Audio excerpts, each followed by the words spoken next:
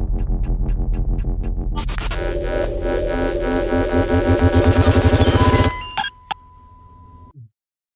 شباب، أخباركم عاملين إيه؟ أنا محمود بكر 3D جنراليست وبقدم لكم كورس الفري بلندر 3D بيجنر توتوريال. تمام. دلوقتي إحنا بندخل في المحاضرة اللي بعد كده أو الورشة التانية، الورشة اللي هي بتتكلم عن الموديلينج بشكل عام. فالورشة التانية هنتكلم، إحنا طبعا عرفنا الورشة اللي اتكلمنا فيها عن إيه؟ إن إحنا نعمل لاندسكيب لو بولي. طبعا دلوقتي هنعمل الصورة دي. تمام. دي صورة جايبينها برضو من على بنترست. آه شكل عربية ما هنعمل احنا اللي في النص.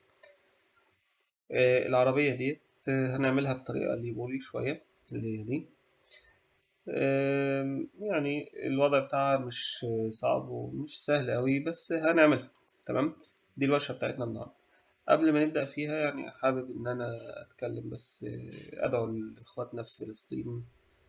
آه، ربنا يقومهم من الغمة اللي هم فيها ويكرمهم ويعديها على خير إن شاء الله، ويكتبهم دايما من الشهداء، ويرحمنا ويرحمنا جميعا يعني. دي القناة بتاعتي، بقدم عليها الكورس وبنزل عليها برضه فيديوهات تانية خاصة بحاجات تانية. وده الحساب بتاعي على الفيسبوك، اللي حابب يقدر يعمل لي متابعة. بنزل عليه تحديثات كتير وبنزل عليه الشغل اللي أنا بعمله وأي حاجة لها علاقة بالثري دي إن شاء الله. خلينا كده نبص بصة على الورك فلو اللي هنبدأ بيه. احنا هنعمل ايه دلوقتي؟ تمام. أول حاجة هنبص على اللي احنا هنعمله، العربية. طيب ايه بقى موضوع العربية دي؟ لو خدت بالك هي لو بولي. تمام. لو بولي يعني ايه؟ يعني البوليجون كاونت بتاعها قليل جدا، فبالتالي ما التفاصيل بتاعتها مش قد كده. طيب جميل، بس ده معناه ايه؟ معناها ان انت لما هتعمل حاجة، لو خدت بالك مثلا من الفيس ده اللي هو الكبوت بتاع العربية نفسه، هتلاقي البوليجونز بتاعته قليلة جدا زي ما انت شايف. تمام. فاحنا هنعمل الكلام ده زي ما عملنا بالظبط التوتوريال اللي فاتت، وهندي لها الماتيريال بتاعتها وخلينا نبدأ نشوف هنبدأ ازاي. فانت لو خدت بالك من العربية، لو جيت تبص البيزك شيب بتاعها، انت دايما لازم لما تيجي تشتغل في حاجة تحاول توصل للبيزك شيب بتاعها الأول عشان تقدر تعمله، وبعد كده تقدر تدخل من النقطة ديت وتبدأ تشتغل في التفاصيل. طيب البيزك شيب بتاع ده عامل ازاي؟ عبارة عن كيوب صغير، يعني كيوب ارتفاعه أو الهايت بتاعه صغير، لكن الكيوب طويل في الاتجاه الطولي وفي الاتجاه العرضي. وبعد كده في كيوب تاني بالشكل ده أو المنطقة دي، كيوب أكبر شوية، آه، يعني اتعمل من داخل الكيوب التاني الأولاني يعني. بس ده الشكل البيزك خالص. طبعا ما ننساش إن في عجل. بعد كده هو بعد ما عملنا الكيوب ده والكيوب ده، بدأنا نشتغل في التفاصيل، إن احنا نعمل اكسترود هنا inner، وبعدين اكسترود للداخل عشان نخلق الشباك ده والشباك اللي ورا. نفس الكلام في الشباك هنا. بالنسبة للتفاصيل هنا عملنا مثلا زي هنا لوك بالداير بتاع الكيوب عشان نقدر نعمل الجزئية دي تبقى بارزة لبره شوية. هنا بقى استخدمنا أدوات الاكسترود والإنر اكسترود عشان نقدر نخلق المصابيح الأمامية والشبكة الأمامية، ونفس الكلام في الكفر بتاع الكابوت، ونفس الكلام برضو في المرايات. طيب العجل برضه هيبقى نفس الكلام، هنقدر نعمل ان احنا نقدر نعمل كيوب نحوله لداير، ومنها نقدر نعمل انر اكسترود واكسترود للداخل عشان نقدر نخلق العجل زي ما انت شايف هنا. تمام. الموضوع بسيط وسهل وبيعتمد على ادوات بسيطه جدا في الموديلنج. هنبدا نبص عليها واحده واحده واحنا شغالين، فخلينا نبدا كده. احنا دلوقتي فاتحين بلندر 3.4. نلاقي مين 3.4 مش فاكر. المهم ده واجهة البرنامج. خلينا نبدأ كده نعمل الكيوب الصغير والكيوب الكبير. فهنعمل شيفت ايه، نضيف كيوب بالشكل ده، نعمل سكيل داون وسكيل في اتجاه واي. تمام. ده الشكل التقريبي للكيوب اللي احنا قلنا هنعمله. انا محتاج بس ازود ارتفاع شوية. وبعد كده انا عملت الجزء ده لتحت، هعمل الجزء اللي فوق. هاجي هنا الت وتاب واجي أعمل لوب كات في المنطقة دي كده بالشكل ده تقريبا. يعني لو أنا خدت بالي هنا هلاقي إن الجزء اللي ورا بتاع الكبوت أكبر شوية من الجزء الخاص بالكبوت، فبالتالي اللوب كات ممكن يبقى بالشكل ده. أنا برحل اللوب كات بالشكل ده عن طريق إن أنا بعمل له سيلكشن ودبل جي، يعني بضغط على جي مرتين، جي عشان تموف وبعدين جي كمان مرة عشان سلايد. تمام، فهو هنا مكانه كده كويس. بعد كده اقوم عامل اكسترود للفيس ده اتجاه زد بالشكل ده. طيب الهايت ده هيبقى عامل ازاي؟ الهايت ده يعني تقدر تقول قد الهايت ده مرتين او اكتر سنة، يعني ممكن تقريبا تبقى بقى. طيب خلينا نظبط البروبورشنز شوية. الكبوت في الاتجاه ده اصغر شوية من اللي تحت، فبالتالي هو سكيل في اتجاه مثلا اكس، ونفس الكلام في الاتجاه التاني اصغر شوية.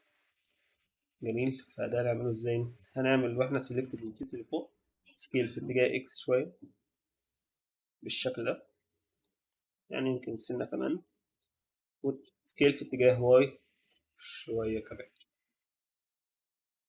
احنا دلوقتي بنعمل البيزك شيب، فما تنساش ان احنا بنعمل البيزك شيب اللي هنقدر نمشي عليه بعد كده. طيب تمام جميل. طيب نيجي للجزء اللي تحت، لو فاكر كنا قلنا هنعمل لوب كات هنا عشان نخلق الكيرف ده، وهنقوم رايحين باصين كده نقوم واخدين سكيل في اتجاه اكس بالشكل ده، وخليها تقريبا الخط ده على وزع مع الخط ده. تمام، خلاص كده ده البيزك شيب. طيب نبص لورا، متهيألي إن إحنا لازم ناخد ده موف في اتجاه واي شوية بالشكل ده. طيب جميل، إيه بقى الخطوة اللي بعد كده؟ الخطوة اللي بعد كده إن إحنا نعمل تحليق للجزء بقى والجزء بتاع العجل. تمام، هنبدأ بيها الأول. فهنا مثلا نبدأ يعني خلينا نعرف نخلق دي إزاي. أول حاجة هنعمل لوب كات في المنطقة اللي فيها العجلة، وسط العجلة بالظبط، اللي هي تقريبا في وسط الكبوت. وبعد كده هنعمل لوب كات تاني هنا، لوب كات تاني هنا. جميل، وهنقوم واخدين اللوب كات ده كنترول بي ونعمله اتنين بالشكل ده. ماشي، نضغط تلاتة في السلكشن ونيجي هنا ونسحبه لفوق. هتلاحظ ان هو بدأ يخلق الشكل اللي احنا عايزينه، بس طبعا الجزء ده داخل لجوه شوية، فاحنا هنعمل له سكيل في اتجاه اكس بحيث يبقى قدر الامكان زي كده. نفس الكلام هنعمله هنا، هنعمل لوب كات، هنحدد بس المكان اللي احنا محتاجين نعمل فيه، هتلاقيه تقريبا في الجزء الخلفي. برضه احنا نقدر نخلق الجزء ده ونقدر نعمله سلايد يمين وشمال على حسب الحاجة. فانا هاخده كده هنا شوية وهقوم رايح عامل كنترول بي، هيعمل لي اتنين. تعال لما نعمل سلايد بالمرة بالشكل ده كده. تمام، اهوت. وبعد كده نضغط اتنين والت وشيفت دول، وهناخد سكيل في اتجاه واي بالشكل ده. تمام، انا ملاحظ طبعا ان دول على قد عجلتين، يعني الفتحة دي على قد عجلتين مش حاجة واحدة. لو انا ضغطت تلاتة عشان اجيب السايد فيو هلاقي ان العجلة الواحدة قد كده، يعني تقريبا ده مظبوط. ماشي، فانا هضغط تلاتة واجي على ده واقوم رايح عامل موف في اتجاه زد بشكل تقريبي، يعني الكلام ده مش محتاج يبقى 100% اكشن. جميل. طيب انا ملاحظ ان انا محتاج ان انا اكبر ده شوية في اتجاه، او مش اكبره، ارفعه شوية في اتجاه واي بالشكل ده، عشان ابقى شايف ان هو يسع اتنين عجلتين يعني. وبس اخد ده كده في اتجاه واي برضه، عشان برضه احافظ على البروبورشنز قدر الامكان. يعني هو الموضوع مش محتاج ان هو يبقى اكيوريت 100%، لان ده في الاول وفي الاخر الاوبر. تمام، بعد كده هضغط على تلاتة واجيب الفيس ده واكبره شوية في اتجاه اكس، عشان يبقى الفيس كله وش واحد. هو كبر بزيادة عن اللازم فأنا محتاج أصغره شوية. تمام، بس كده ده المين بطل. تمام، تعالى ندخل شوية بقى في التفاصيل. تمام، ايه بقى التفاصيل؟ اول حاجه التفاصيل اللي عندنا ان احنا عندنا فيه زي وزره كده تحت. الوزره ديت اللي هي اللفظ بتاع الصنايعيه في التشطيبات المعماريه. انا ما اعرفش اسمه ايه في لغه العربيات الصراحه. المهم الجزء ده ماشي ولافف كده عامل جزء الشبكه وبس، طبعا في الناحيتين. وبعد كده في مصابيح في الوش الامامي، في هنا تيربو باين اللي هو الاير اكزوست باين، ما اعرفش يعني كان. وبعد كده في الشبابيك. فاحنا هنبدأ بإيه؟ هنبدأ بالشبابيك، هي الأسهل دلوقتي. طيب إيه شبابيك؟ أنا عندي هنا شباك كبير وهنا شباكين وفي جزء سوليد ورا. طيب تعال نشوف الجزء ده يتعمل إزاي. لو أنت خدت بالك هتلاقي إن يعني بالصدفة إحنا عملنا الجزء ده، فبالتالي بقى هنا شباك وهنا شباك وده الجزء اللي ورا. طب هل الشباكين قد بعض؟ المفروض إن هما تقريبا قد بعض. فأنا لازم آخد بالي من النقطة ديت وأنا بخلق الشباكين. فأنا هعمل إيه؟ هاخد الخطين دول ودول وارحلهم لقدام شوية، دبل جي زي ما قلنا في أول الفيديو. وهنجيبها مثلا هنا كده، هنا كده، وآخد ده ودبل جي برضه. حد يقدر يقول لي ليه لما أنا كنت عامل سيلكشن للاتنين وعملت دبل جي وحركتهم شمال ويمين طلع إن ده بيتحرك بنسبة أعلى من ده؟ أنا ممكن أقول لك. بص، لو أنا طلعت بره على التاب ضغطت إن وأنا سيلكتد للبلوك ده، هتلاقي إن السكيل في اتجاه إكس واحد، في اتجاه واي 1.6، في اتجاه زد 0.27.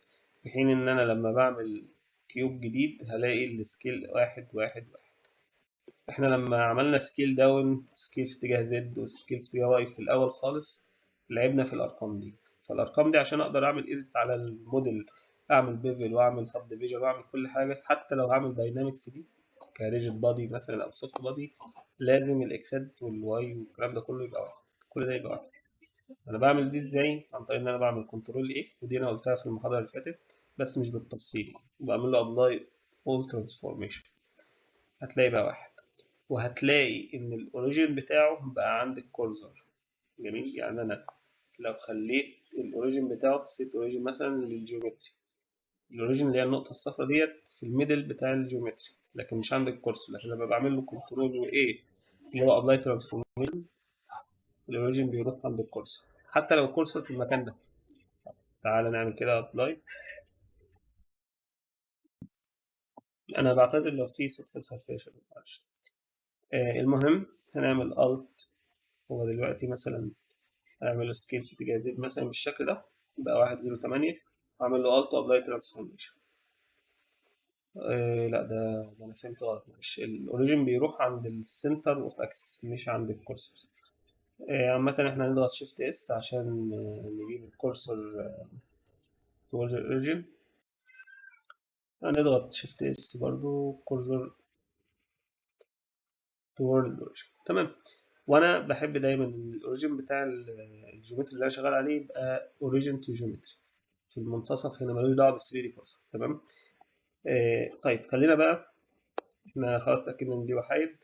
لو انا جيت هنا وعملت جي جي،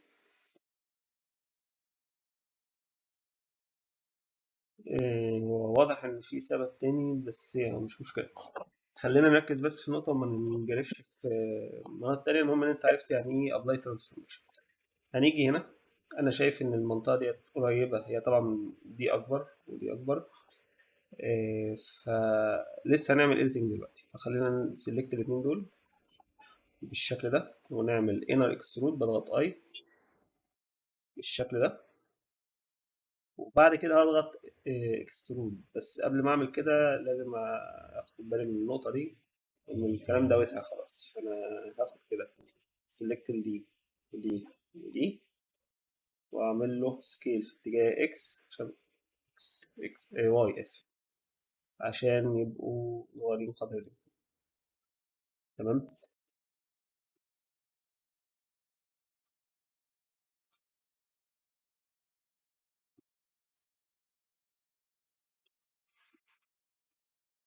بالشكل ده، بالشكل ده، ونفس الكلام هنا.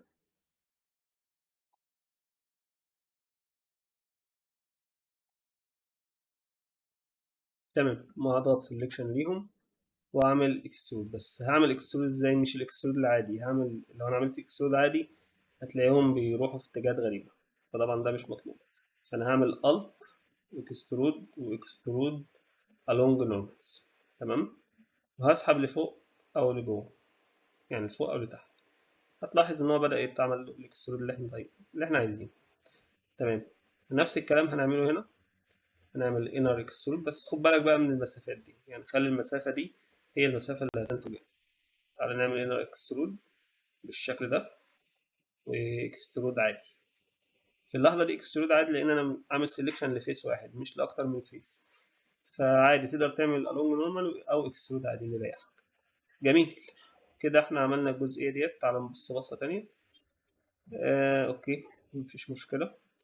تعالى ده نجيبه اللي جوه شوية بالشكل ده. تمام، طيب بعد كده نعمل ايه؟ هنعمل الجزئية اللي تحت. طيب الجزئية اللي تحت دي هنعملها ازاي؟ تعالى نشوف. أول حاجة أنا هحتاج أعمل كنترول ار لوب كات في المنطقة دي، بحيث أعمل وزارة تحت بالشكل ده. بس لما أضغط هلاقي المسافات مش متساوية.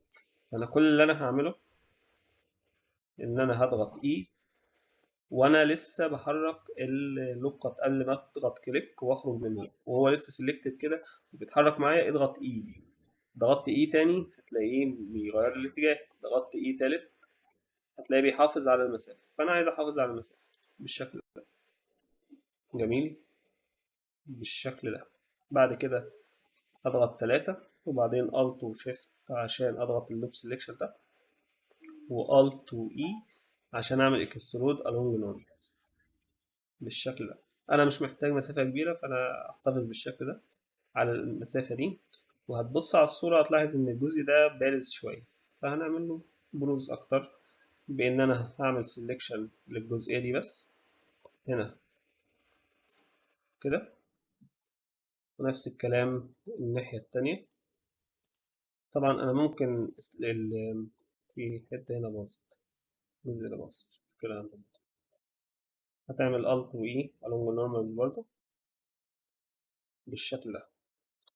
تمام، تمام. انا ممكن نعمل روتيشن ليه كده، لا بلاش زي ما هو.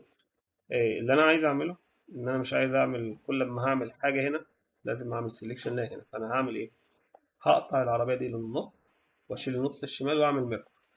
الميرور ده اللي هو موديفاير. تمام، فانا هعمل كنترول ار واقوم عامل لوب كات هنا واضغط واحد واتاكد ان اللوب كات 100% على اكس زد، يعني 100% في السنتر يعني. وعشان اطمن من النقطه دي فانا هعمل سكيل. جميل، سكيل ضغطت اس واضغط سكيل في اتجاه اللي هو اكس. تمام، وهضغط صفر.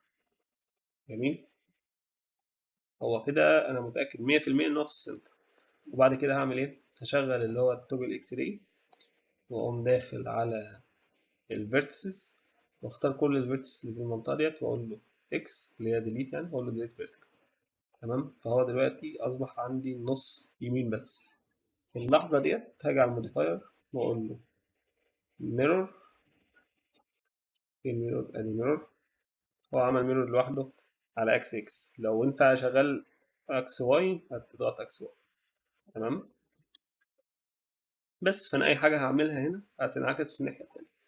طيب جميل، ايه تاني اللي مطلوب اعمله؟ عايز اعمل ايديت للجزء ده شويه عشان يبان ريليستيك قدر الامكان.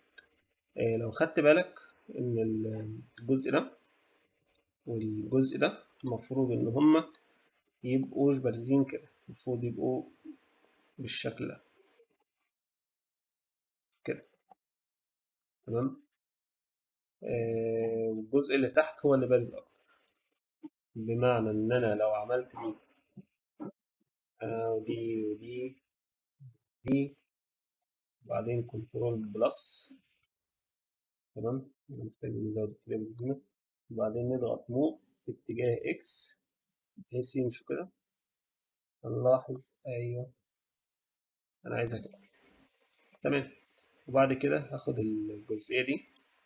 انا بس بعمل editing مش اكتر يا جماعة، يعني لو انت ما خدتش بالك ايه اللي بقوله دلوقتي يعني سهلة، مش دي اللي هتزعلك، يعني مش هتتوهك. بس أنا بحاول أخلي الجزء اللي تحت ده أو العتب اللي تحت ده داخل لجوه بزيادة. تمام، داخل لجوه بزيادة، بحيث لما دي العتب اللي هو بتاع العجلة يبقى رأسي، يبقى مديني الجزء المثلث ده زي ما هو ظاهر هنا. تمام. بس طيب الخطوة اللي بعد كده، نلاحظ إن البوليجون ده أغمق شوية، فبالتالي معناه إن هو داخل لجوه شوية، وده أنا مش عايزه. فممكن نعمل إيه؟ سيلكت دي ودي ودي ودي، وأقول له سكيل. لا مش هينفع سكيل في اتجاه إكس، صفر. لا مش هينفع. خلينا نجرب الحاجة في اتجاه إكس كده. تمام. اللون ده معناها إن هي يعني أعمق شوية من اللي جنبيها، فبالتالي البوليجون ده نفسه هتلاقي الإيدج اللي هنا في مكان، وده في مكان تاني. معناها الإيدج ده مش مظبوط. فعشان أظبط ده، اللي لازم أحرك الإيدج اللي جنبي ده في اتجاه إكس لحد ما تلاقي اللون بدأ يظهر مظبوط زي ما أنت شايف كده. تمام. معناها إن الجزء ده مظبوط دلوقتي إلى حد ما، يعني مش مظبوط 100%. خلاص تعالى ندخل على الفيس. الجزء ده بقى هيكون ازاي؟ هنبص عليه تاني، هتلاحظ ان الجزء ده غاطس لجوه شوية والجزء ده بارز. تعالى نعملها. اول حاجة انا هحتاج ان انا اعمل لوب قط هنا، يعني على قد ده كده، بحيث لما يبقى فيه هنا ماشي. خلينا ناخد ده، نبص بصة مش رأسي، فانا هاخد ده وده وده واقول لهم سكيل في اتجاه اكس صفر بقى رأسي. بعد كده انا محتاج اعمل ده بارز ويبقى كونكتد مع ده. جميل. فانا هاجي اعمل هنا واقول له الت اكسترون ومانيفولد. مانيفولد تقريبا لبره بس ولا لجوه بس؟ لا لبره. تمام. تمام، فاضل ان انا اضيف يعني اربط دي بدي. فانا هعمل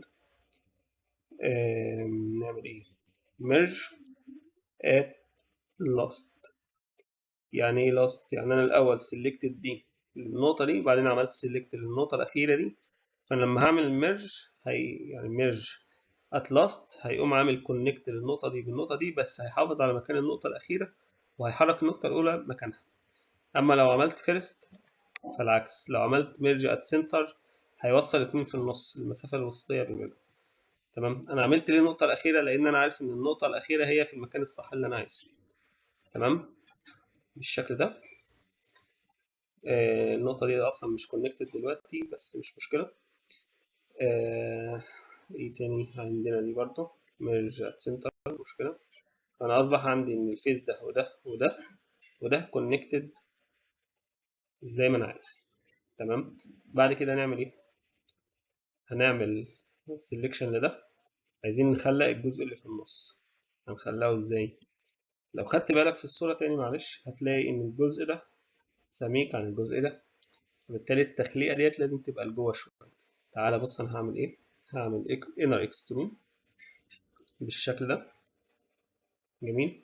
فأنا هنا حافظت على المسافة دي أكبر من المسافة دي، بس أنا محتاج ده وده يبقوا وش واحد مع ده. تمام. فدي نعملها إزاي؟ أول حاجة هعمل لده selection وأقوم عامل له delete. تمام. بعد كده هاخد دول النقط دي وأعمل لها move باتجاه X وأوصلها للآخر. وعلشان أنا عامل كليبنج ده، أعمل له تشيك. لو جيت رجعتهم لورا تاني مش هيطلعوا، هيفضلوا كليبد على السنتر اكسس اللي انا عامل عليه الميرور. تمام. بعد كده اضغط 3 واعمل فيش سيلكشن واعمل اكسبلود للداخل بالشكل ده. جميل، ده اللي احنا عايزينه. طيب فاضل ايه؟ ان احنا نضيف الخطوط دي. الخطوط دي انا شايف ان هم 3 بس، يعني مش عارف المسافة تسمح. ما اعرفش اصلا الخطوط دي عبارة عن ايه، فاحنا هنعتبر ان هم مش عارف. خلينا نركن الخطوة دي بعدين، وخلينا نشتغل في أيا كان اللي هنا تقريبا ده مصباح وده مصباح. فماشي، هنيجي نضغط 3 ونرجع نبص تاني. ماشي، ده محتاج ده كده، ومحتاج ده كده.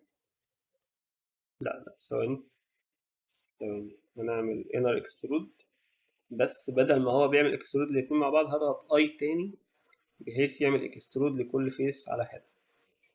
تمام.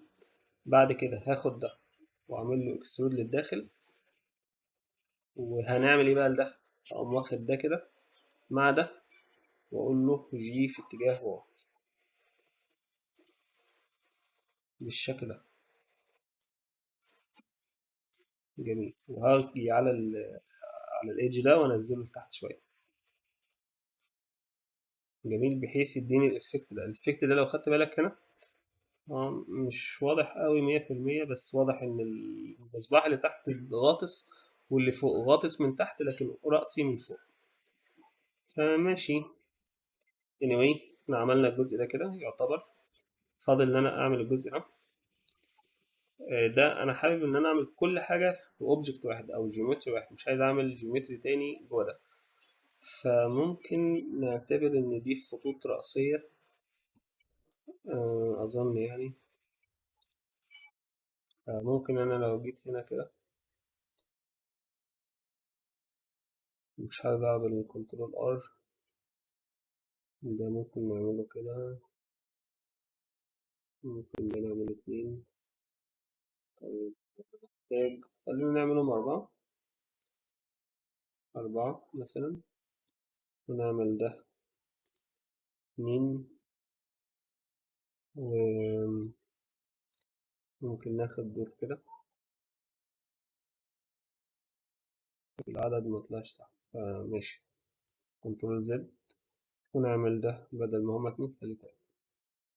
أنا عارف إن هما مسافتهم مش متساوية بس مش مشكلة. بس ونعمل أي بالشكل ده. وبعدين نعمل اكسترود بالشكل ده. وبعدين نلغي الفيسز دي انهم رايحين عاملين سيلكشن دول وموف في اتجاه اكس بس. يعني اظن كده احنا مقربين للنتيجة المطلوبة. جميل. طيب عندنا ايه تاني لسه نعمله؟ الاير اكزوست اللي فوق ده بقى. لو يعني احنا المفروض نبص نشوف هي الصورة اللي فوق ممكن تكون اصغر. لا مش عارف. ماشي مش مشكلة. الاير اكزوست هتلاقي واخد جزء كبير في الاتجاه الطولي او الاتجاه العرضي، الاتجاه القصير بتاع الكبوت. سايب اوفست هنا صغير واوفست هنا صغير، وهنا تقريبا متسنتر جوه الحيز بتاع الشبكة الدمنية بس أصغر شوية.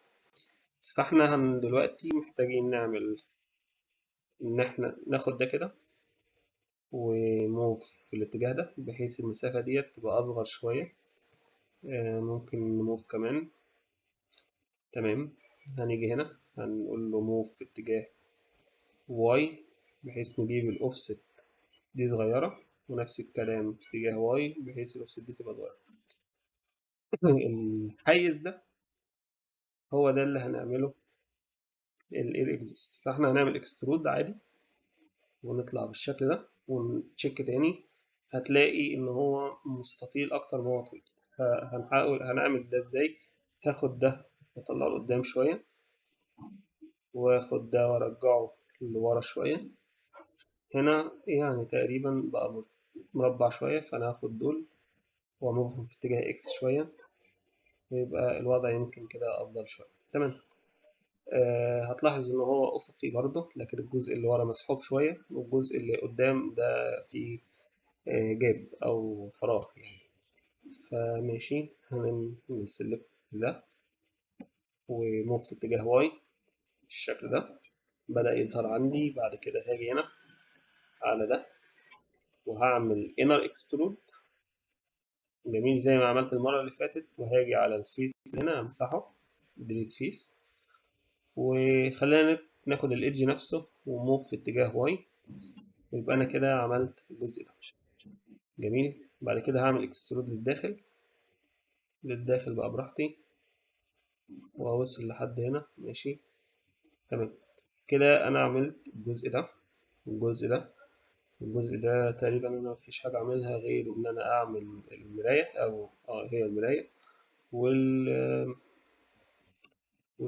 والعجل طبعا والكراسي الداخلية. فخلينا نعمل المراية دلوقتي. هعمل ايه؟ دلوقتي انا عايز اعمل المراية. في المراية هخلقها في الفيس ده. فعندي كذا حل، يا اما اعمل لوك كات بالكامل بالشكل ده، واخد الجزء ده واعمل له انزيرت فيس كده، واعمل له اكسترود ورايح دماغي، او ان انا اعمل حاجة تانية، ان انا اخد الفيس نفسه واعمل له انزيرت فيس، وابدا اخد النقط دي زي ما انا بعمل كده، النقط دي وانزلها لتحت. بس هيبقى حوار يعني. فانا شايف ان انا حققت النتيجة المطلوبة بدون خسائر كبيرة. طبعا انا واخد بالي ان النقطة دي مش رأسية، او مش رأسية يعني مايلة بالشكل اللي انت شايفه. فاحنا يعني هنعمل لها ايديت خفيف كده بحيث تبان كويس، واعمل سيلكشن لدول، واعمل جي في اتجاه زد بالشكل ده. تمام. هتلاحظ بقى في مثلث هنا، ده بسبب الشيدنج نفسه.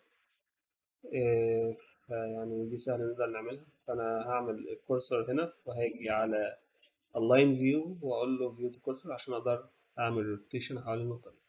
هتلاقي إن النقطة خرجت بره الحيز بتاع الإيدج اللي هو ده. فهنحاول نحرك الإيدج ده كده في اتجاه إكس لبره يعني قدر الإمكان بالشكل ده، بحيث المثلث يعني هو ظاهر بس يعني بدأ يختفي شوية. فخلينا نجرب نطلعه بره كمان كده، يبقى فيه مثلث أكتر بالشكل ده. ماشي، المثلث ما عادش موجود. تمام. فاضل العجل. تعالى نعمل العجل. هنعمل العجل ازاي؟ أول حاجة أنا ضفت كورسور في المكان ده بالشكل ده، عشان أنا هضيف هنا كيوب بالشكل ده وهصغره زي ما انت شايف كده. تمام. وبعدين خلينا نطلعه قدام شوية عشان نعرف احنا هنعمل ايه. زي ما عملنا برضو المرة اللي فاتت في التوتوريال اللي فاتت، ازاي اقدر احول كيوب لدايرة. انا عملت لوب كات في الاتجاهين، واختار الفيرتكس كلها، واعمل دي سيلكت الفيرتكس الداخلية اللي هما الاتنين دول، ان انا بعمل كنترول ودراج عشان يعمل دي سيلكت الحاجة. بعد كده كليك يمين واقول له طول بعدين سيركل. خلاص كده تمام. سيلكت اول واعمل لهم في اتجاه اكس سكيل. وبعد كده اضغط 3. ماشي، خلينا نرجعها ورا الاول في المكان بتاعها، وتعالى نضغط 3 هتلاقيها مش في مكانها بالظبط. تمام. كده تمام أظن. ممكن نصغرها شوية كمان. تمام كده. تعالى بقى نطلعها تاني. هو هنا مش غطسانة بس ظاهرة. هنعمل ايه بقى؟ في الحالة ديت أنا محتاج إن أنا أعمل سيلكشن لدول، ونبدأ نعمل insert face. هي دلوقتي بيعمل للindividual face، هضغط I عشان يعمل لكله. بعدين extrude للداخل، بعدين كده، بعدين move للداخل عشان يدي كيرف، بعدين extrude، بعدين extrude لبره، بعدين scale down عشان يدي كيرف، وهكذا يعني. وهنا مفيش تفصيل بالظبط عن ايه اللي موجود، بس هنعتبر ان احنا بنعمل عجلة خلاص. بعد كده هاجي على الموديفاير اقول له ميرور، فهو هيعملها ميرور في مكان غريب في النص هنا. ليه في النص هنا؟ لان ده الاوريجين بتاعه. فانا عايز الاوريجين بتاعه يبقى عند اكس، آه، على اكس واي. فانا اول حاجه هاخد ال 3 دي كورسور، اقول له شيفت اس واقول له كورسور تورد الاوريجين. فين يقعد الأوريجين؟ كده عند الورلد اوريجن. بعد كده هاجي على العجلة واقول set origin to 3D cursor بقى هناك. ففي الحالة ديت لما اعمل ميرور، دايما بتوه فيه كل مرة، هتلاقيه جاب الميرور في مكانه الصح. خلاص كده تمام. هضغط شيفت دي او خليها الت ودي، هيعمل دبليكيت برضه. وهقول لك ليه عملت الت دي مش شيفت دي في اللحظة دي. هعمل الت دي تاني وفي اتجاه واي تاني، وكده العجلتين يرجعوا في مكانهم. الالت دي بتاخد كلون من الاوبجكت اللي انا عملت له دبليكيت، لكن الشيفت دي ما بتاخدش كلون، بتاخد كوبي. ايه الفرق بين الكلون والكوبي؟ الكوبي لو انا اديت ماتيريال للعنصر ده، فالعنصر ده ملوش دعوه بيه، ده ممكن ادي لده ماتيريال وده ماتيريال تانية خالص. لكن لو انا عملت الت دي وخدت الاوبجكت دول مرتين حطيتهم هنا، فانا لو عملت ماتيريال ده، الماتيريال بتاعكس هنا فورا. تعال نجرب كده ماتيريال بريفيو. جميل. وخلينا ناخد ده شيفت دي كمان. فانا عندي دول واخدينهم بالت دي، وده انا واخده بشيفت دي. فانا هدي ده الماتيريال، هديله ماتيريال بالشكل ده واخليها يوم بنفسي. خدت بالك؟ ده خد الماتيريال دايركت، لكن ده ما خدش الماتيريال. هي دي الفكره المقصوده من الالت دي والشيفت دي، انت بتعملها عشان توفر على نفسك شغل، لان ساعات بتاخد شيفت دي لعناصر كتير جدا وتوزعها في السين بتاعك، ولما تيجي تديلها ماتيريال تلاقيك محتاج تعمل الماتيريال لكل واحده على حاجه. تمام. خلاص احنا عملنا كده الاوبجكت. فاضل ان احنا نعمل الكراسي. الكراسي والماتيريال هنعملهم ان شاء الله المحاضرة الجاية. اشوفكم على خير.